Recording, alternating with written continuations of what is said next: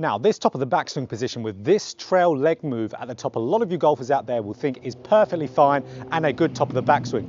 But for a lot of golfers out there, this will, one, cause you to hit the ball way shorter than you should do, cause you to swing over the top, and three, slide in the downswing. But if you do this movement to get up to the top of your backswing with this trail leg movement, you'll, one, be hitting the ball the distance you should do, be swinging on a good club path, and moving your hips better in the downswing. So let's dive into what's different and what you need to do in this video. So I'm Jonathan Chan with JChownGolf. Let's get right into it.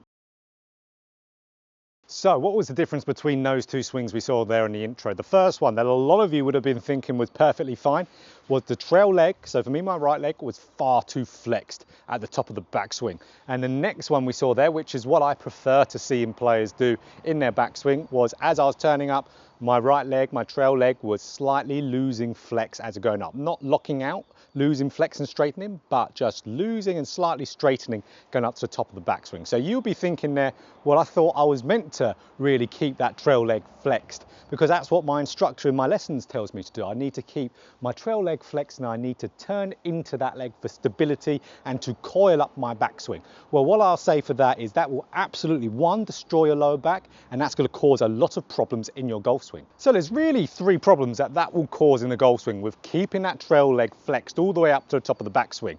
One will be you won't get that much turn. So as soon as I'm going and completing my backswing with a flexed trail leg, I'm only going to be able to turn as much as my upper body's mobility will allow me. When I keep this trail leg flexed, I can't really then turn my lower body all that much doing that. I just stunt that range of motion of my lower body. So unless we're extremely flexible, maybe an extremely flexible top tour player or someone who just has a lot of mobility, we're only going to really have that much of a backswing. We have a tiny backswing with our turn. So ultimately we won't be hitting the ball as far as we should do. So that's one big thing. And obviously if we're not turning, we're not going to be then getting what's called depth at the top of our backswing. So our hands, if we're not turning our body, will naturally be vertically traveling up in our backswing. So they will be too upright. Now, when we're too upright at the top of our backswing, then that's going to cause us to then have those hands get too far out in front of us in the first movement of the downswing. When we rotate in the downswing, our hands will naturally go a little bit out in front of us. So you can imagine if my hands are already quite close to being in front of me at the top of the backswing with this upright position, boom, I'm going to swing over the top just like we said there. And three, one that a lot of people don't really talk too much about is your tilts in your golf swing. So we know when we're swinging in a golf swing here, we're going to have tilt because the ball's on the ground. So my left side, being a right-handed golfer, is going to be lower than my right. So we know we do that with our shoulders, but we also do that with our hips. Our hips still need to be tilted towards the golf ball as we're swinging back. Now, if I keep my trail leg too flexed, I then can't tilt my hips. I can't tilt them because I need my right leg to straighten to be able to do that tilt there. So what does that cause? If we have too flat and too level of hips in the backswing, then instead of having a good pressure shift into our left side, so it's like you're squashing that bug with your left foot in transition or your left heel, you instead are going to slide. Whenever our hips are too level, that causes our hips to slide in the transition and in the downswing there rather than pressure down there. So we can see all those bad faults just caused by one thing, keeping that trail leg flexed. So as we know there's not too many redeeming qualities about keeping the trail leg flexed at the top of the backswing. None at all. That was from when golf instruction back in the early 2000s, maybe late 90s as well, got very style over substance type of based there. A lot of golf instruction back then was trying to be so it looked good, the golf swing looked very athletic, but didn't necessarily move that athletically because of the limitations it would put on your body.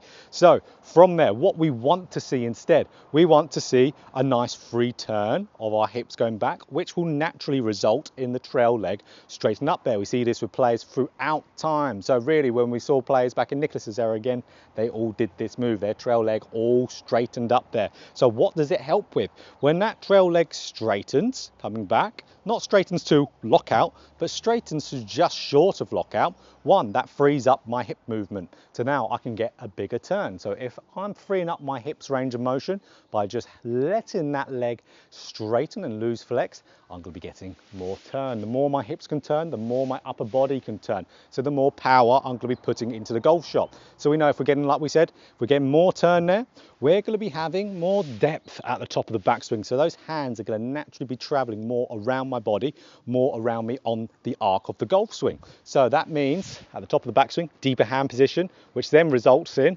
the club falling on a better path coming down in a downswing. Then I won't risk having the club being thrown out in front of me. I won't be swinging over the top doing that move. And like we said, the forgotten part, the hip tilt. So if we are swinging up to the top of the backswing and we're losing flex in this trail leg, then we're going to be doing everything we need to be able to create that tilt of the hips. So why that's so important is because if I'm having good tilt of my hips, then I'm going to be moving better in transition. I'm going to be putting my pressure forward. I'm not going to be sliding. I need my hips to be at a decent tilt with my left side being lower than my right to prevent myself from sliding. Because we know if we slide, hips travel back there, upper body gets trapped. We can hit some big hook shots. We could do anything. That's where the back pain portion comes from of having that trail leg flexed, because that puts a lot of stress on the lower back. When we slide, the upper body hangs back.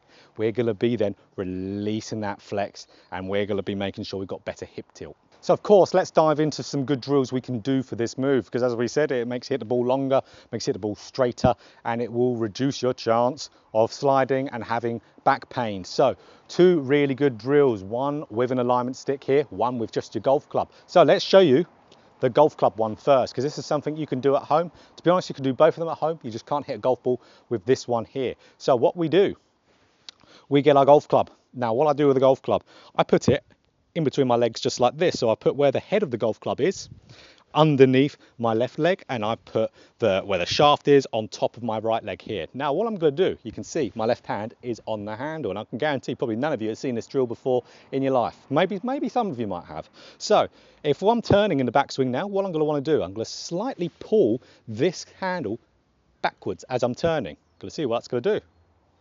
That's going to, 1, get my hips to turn, and 2, it's going to straighten out my right leg. Obviously I don't want it to lock out, not at all. I just want to get the feeling of it straightening as I turn back, and that's going to be a really good start just to feel this movement, because I know this movement will be very alien to a lot of you. So just feeling that there, that'll be brilliant. As we're turning back, pushing the handle back there. Brilliant one to get the feeling of that right leg losing flex and that proper movement of the knees. You'd see how that left knee would gain flex and the right knee will lose it. So very good there. So brilliant one for home, absolutely. Grind on that one, get comfortable with the feeling. This next one here, it's one I've done with a lot of things in regards to hip turn in the golf swing. But as well, we know if we're turning our hips more, we'll be losing a little bit more flex in that trail leg there. So what we do, alignment stick going through our belt loops just like so. Now you can see I've got a lot of it coming out on the lead side here. Now what I do, I set up to my golf ball. Now I turn in my golf swing. And what I want to be doing, I want to be getting this alignment stick pointing closer to the golf ball as I'm turning back. I want it going to about halfway to the golf ball, because I don't want to overturn the hips. I'll come out of my posture if I do that. I just want it getting a little bit closer, halfway to the golf ball, and then boom, I've got that straighter, less flex trail leg, more of a freer golf swing. So this is the one I can hit golf balls with. So let's hit a ball here, really getting this so it's really pointing towards that golf ball. This trail leg is going to be working way better.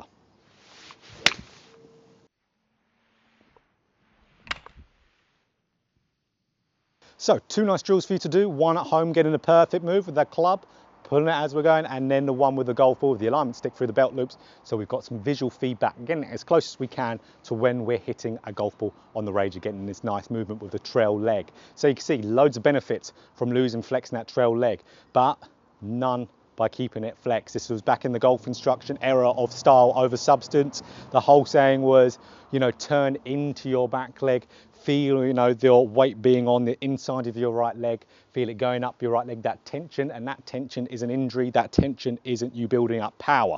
You can't build up power by restriction. You have to free up movement to gain speed. So if you found this video helpful, hit that like button, and if you want more golf instruction just like this, hit the subscribe button and hit the bell button too, to be notified every single time I put out a video. So don't resist your lower body, turn your lower body, lose flex in that trail leg, and you'll be hitting the golf ball way better.